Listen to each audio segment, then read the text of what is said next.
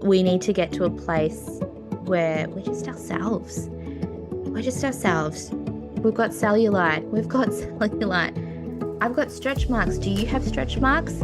They're part of our body. And yes, okay, sometimes I wish they weren't there, but does that deter from who I am? No, it doesn't. Does that mean I'm not worthy of this opportunity or worthy of pursuing my dreams and goals? No, it doesn't.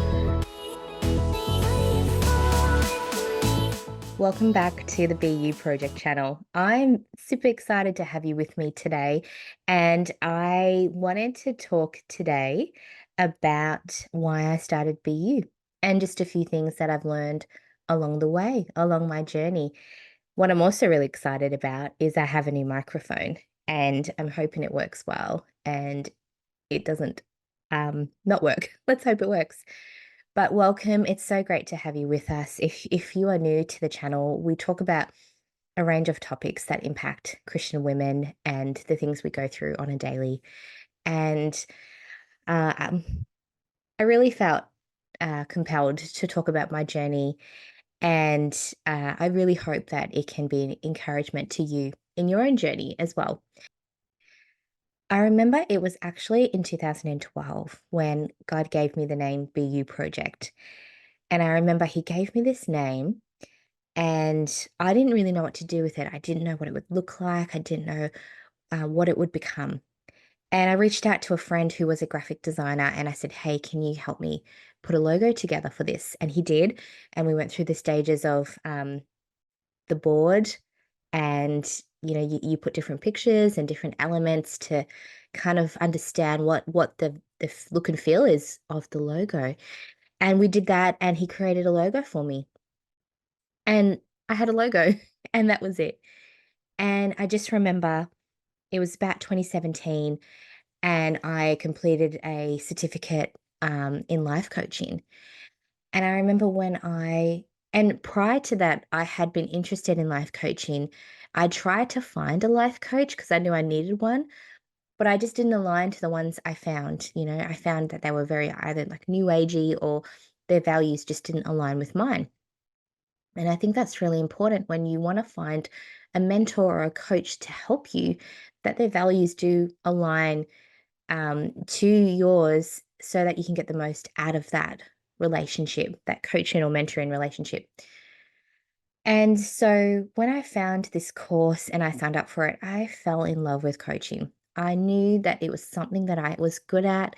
I knew that it was something I wanted to do for the rest of my life, whether it was in different forums or it looked it differently, but I knew that this was part of BU. And then it was the following year, 2018, that I launched BU. And I must have launched it on Instagram and Facebook probably, but I don't remember much about how I launched it. But I just remember I was really scared. I was so scared to launch this business because I was scared of what people would think. Um, I was scared that people would think it's silly, what I wanted to do. And who is this Sarah Jane that, you know, has a history of making stupid decisions. And now she has this ministry slash business that's helping women. Anyways, a lot of that was my own thinking. And I think sometimes we get put off because we believe our own thoughts or believe the lies that the enemy puts in our mind. So, anyways, I launched the business and there was some excitement at the start. I think when it's something new, people do uh, want to know more about it or they want to support in some way. um, but it, since then, it's kind of ebbed and flowed like a little bit in terms of there's been some snippets of momentum, but I have to say most of it has been kind of a hard journey. But the interesting thing is in this journey is I've never felt that God has told me to specifically stop, um, or, not continue doing what he wanted me to do through BU. So it's been an interesting journey of kind of unpacking what is BU and what is the point of it. And I have to go back to in my 20s when I really struggled with my identity. So I really couldn't articulate well who I was. And I was in such a rut. Maybe you can relate to this. Maybe you've been in a rut before, but I was in such a rut and I didn't know how to get out of it. And I wasn't sure of the steps I needed to take. I didn't know what it meant to get out of a rut. I didn't know that I was in a rut. I just knew that I was in a really bad place.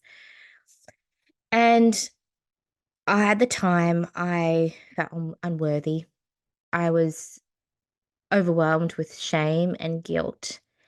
And when I found coaching and when God put BU on my heart, I knew I wanted it to be a platform that helped women who went or are going through a similar journey of shame, of not feeling good enough, of feeling like sometimes, who am I? What am I meant to do here while I'm here on this earth? And I wanted BU to be a platform where women could come and be inspired and equipped to firstly learn how to love themselves truly.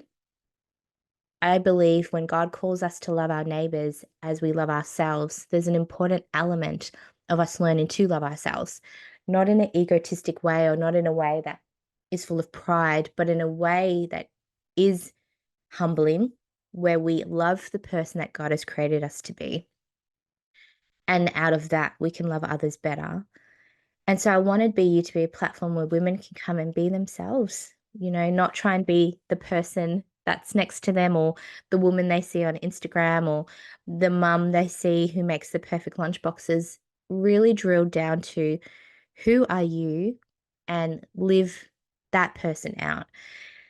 And then I wanted it to also be a place where women came to understand what their purpose was and find the tools, have the tools to live it out. That's what BU is all about. And so I just want to pause and say that I don't know where you are on your journey of finding your purpose or living out your purpose or even just learning to love who God created you to be. But there is something so unique in you. There is something so special and intrinsic in you that only you can do. And so someone else can go and be you. And that's fine if they want to do that, if they feel called to do that. But it won't be the way I do it. And that's one of the cool things about life is that even if there's so many people doing the exact thing you want to do, maybe you want to become an author or you want to homeschool your children or be the best parent, whatever it is that you're called to do, only you can do that. And you do it unique to the way God has created you.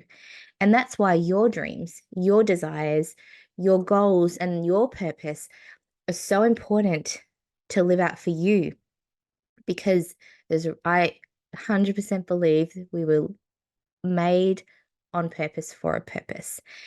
And this is where BU comes in because what we want to do is take the dreams, take the goals that we've placed away, that we've put on a shelf, that we've placed in a corner, that we've put in a box, that's been collecting dust for years, that we've even forgotten about, to take that off the shelf, take it out of the box, and actually unpack it and unwrap it and work out what does this actually mean for my life and how am I going to get there? And as I've been doing this BU journey, it has been hard. I will be honest, it's been really hard. And I think some of the times it's been hard is because I haven't believed in myself.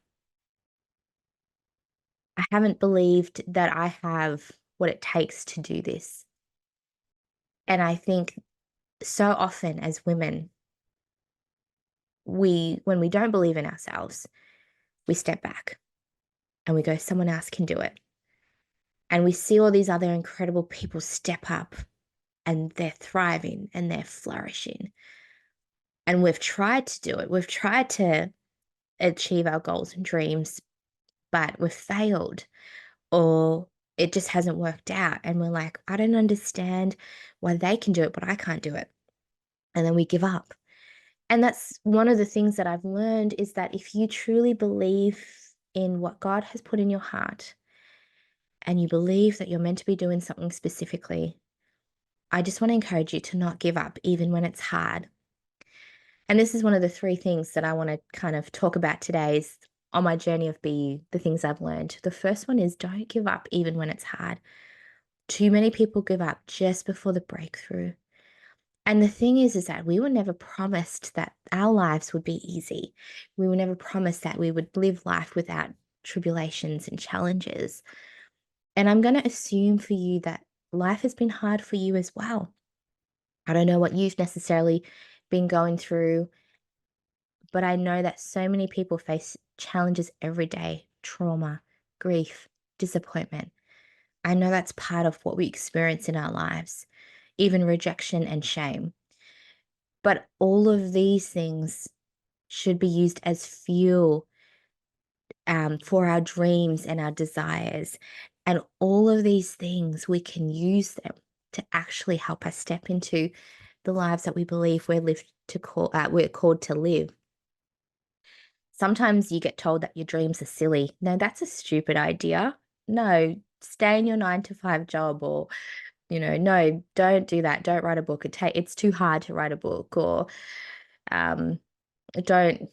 I can't even think. Don't run a marathon. It's silly. Like, we get told our dreams are silly and that it will never happen. But how many times have we seen people's dreams come to reality? It is possible. And I was thinking about the author of the Harry Potter series, J.K. Rowling. You probably know her and or have heard about her, or at least have heard about Harry Potter. So J.K. Rowling, at 31, she was a single mum and she was on welfare. It took her 5 years to write the first book of the series and about a year to find a publisher. During that time, she faced many rejections. Many people said no. But now, because she kept going, because she kept persisting, she is one of the best known authors with the best selling book series in history, and eventually became the best selling movie series in history. Isn't that amazing?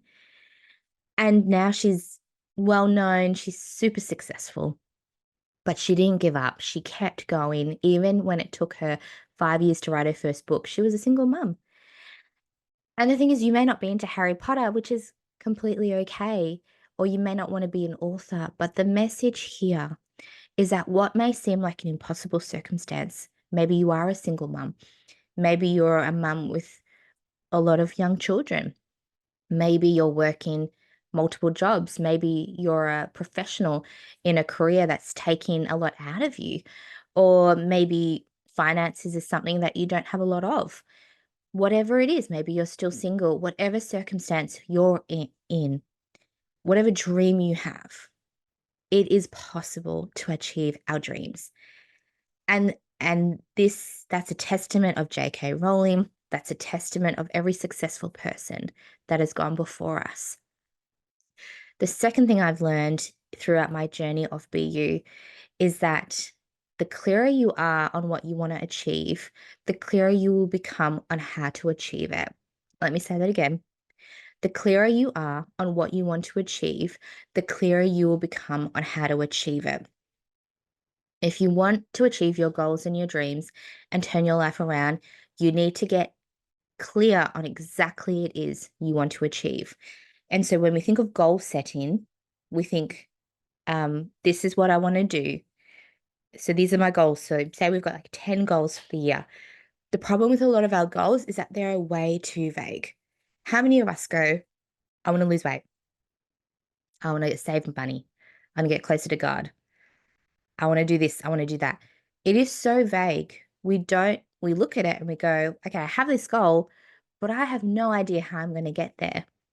And so what we need to do is set goals that are clear and specific. And also, don't be discouraged if you haven't achieved your goals. I know it's September right now, but we've still got time. And your goals don't have to stop by December. You can take them into the new year.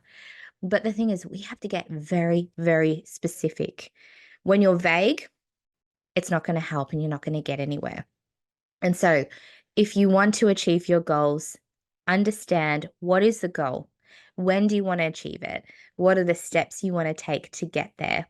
And then have that reminder every single day. What happens with me is if I don't review my goals regularly, I get really confused and I lose my way.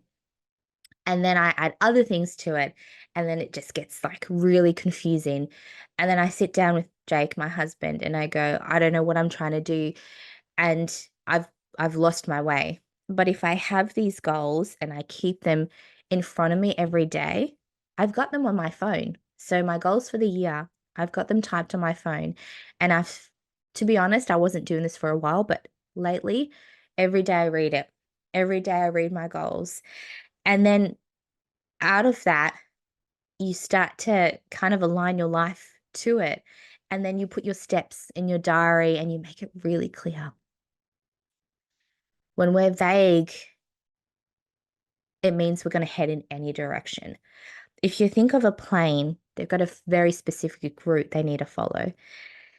And if they even take 1 degree slightly off that route, they can end up in a completely different destination. That's what happens with us. When we're vague, we don't even know how many degrees we're taking off course. And then we end up in a completely different destination than when we wanted to go. And then that's when we have disappointment, discouragement. And the thing is, too, sometimes our goals can be overwhelming. So, an example of that is I want to lose 30 kilos as an example. And I don't have any specific steps to get there. That's really overwhelming. How am I going to do that? But if I broke it down, zero point 0.5 kilo a week, this is what I'm going to do today. This is what I'm going to do every day. And I'm going to review it every day. Now I've got my steps to get there. And that 30 kilos is now broken down into maybe 2 kilos, 5 kilos. And then I can celebrate those little wins along the way.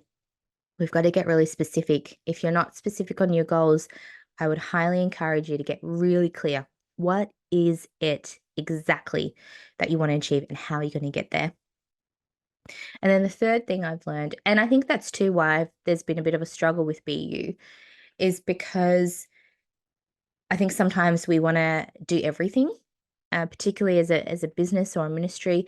You want to do everything. You want to appeal to everyone. But then you realize actually you're not doing anything effective because you're not getting really skilled in that one specific area. And then also people are confused. What is it you actually do? Are you a life coach? Are you a podcast host? Like, why do I need you? Like, and I think that's where I've struggled to get really specific because I wanted to please everyone. And this is the other thing, ladies.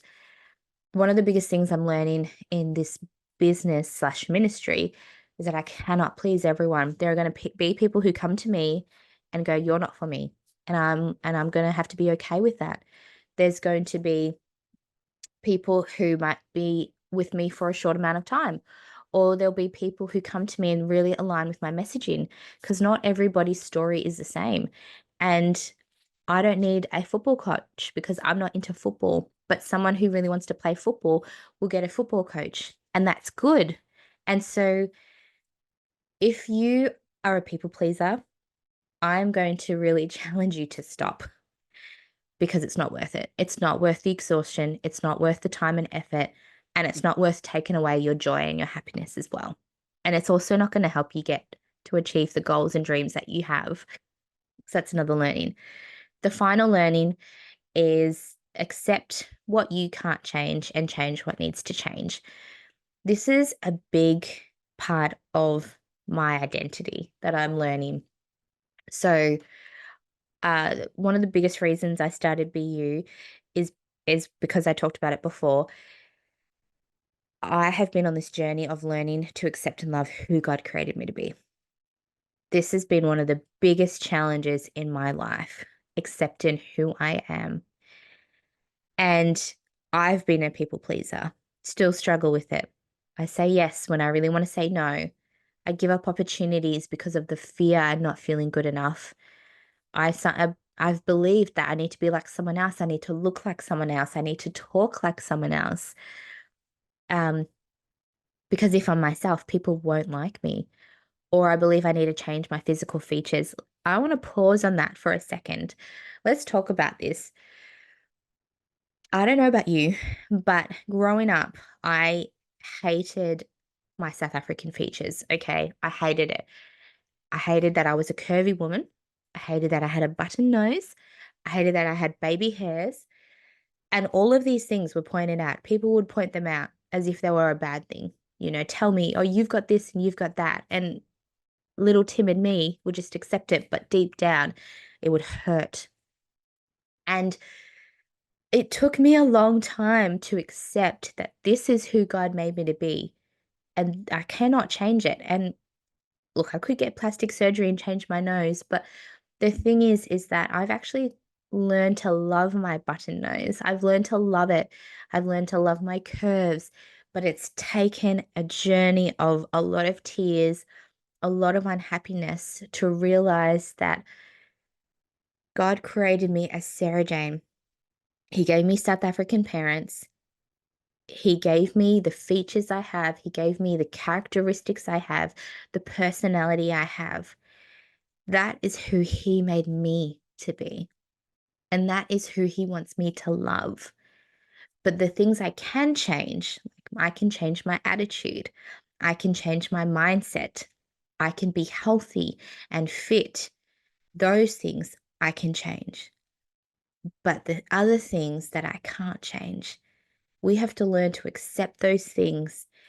And I believe that when we learn to really love and appreciate who God made us to be, how we look, I believe there's a lot of liberty and freedom in that.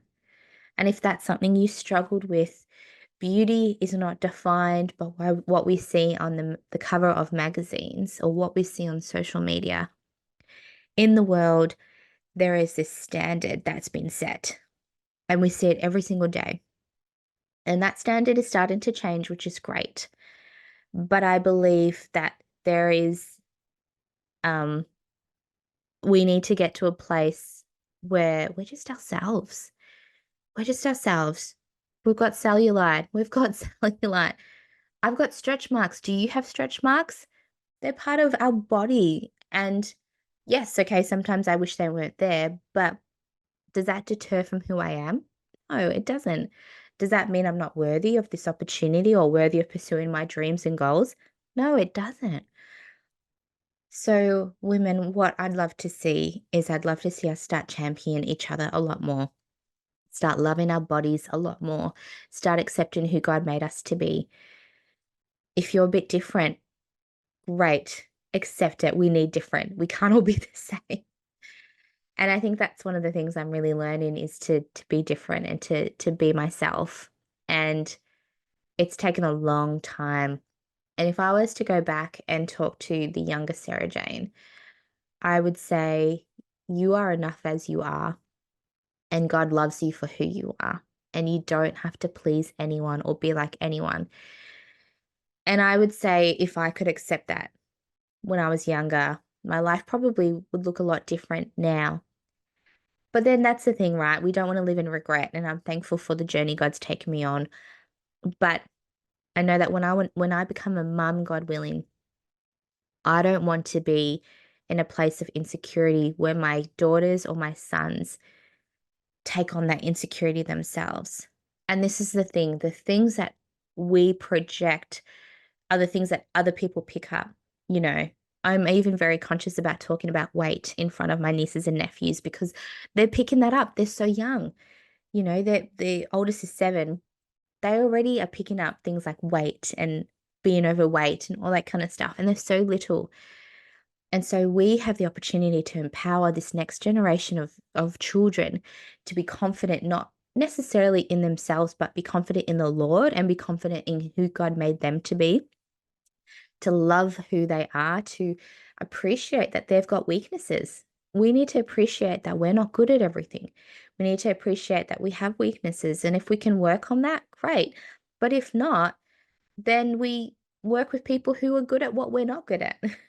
And I just think that BU is a platform where women can come and really just be themselves, you know, not feel like they've got to put on a facade.